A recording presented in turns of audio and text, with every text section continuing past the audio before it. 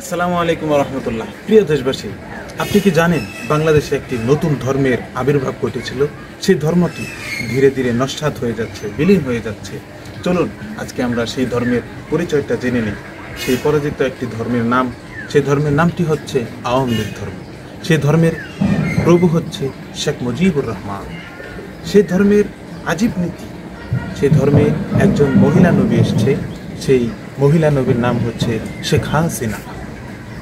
সেই ধর্মের সাহাবী 1 নম্বর জয়, 2 নম্বর ওবায়দুল কাদের, 3 নম্বর শামীম উসমান, 4 নম্বর সালমান এফ রহমান।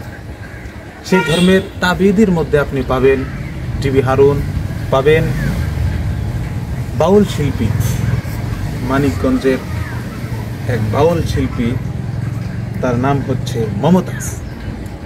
প্রিয় সুধী, এই ধর্মের কালিমাটি হচ্ছে জয় বাংলা। এই ধর্মের উপাসনালয় হচ্ছে শহীদ মিনার।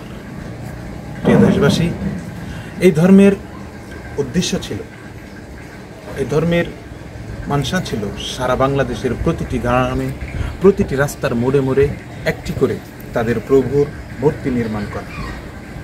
তবে হ্যাঁ, এই ধর্মের মানুষ ইসলাম ধর্মের কিছু উপকার করেছে, যেমন কিছু মসজিদ বানিয়েছে, আবার অনেক ক্ষতি করেছে। যেমন এই ধর্মের আলেমদেরকে কারারুদ্ধ করেছে ঘনভাবে, এ ধর্মের আলেমদেরকে শাপলা চত্বরে ঘনভাবে হত্যা করেছিল।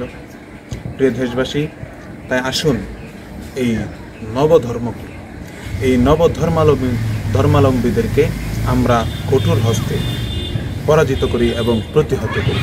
আসসালামু আলাইকুম ওয়া রাহমাতুল্লাহি ওয়া বারাকাতুহু।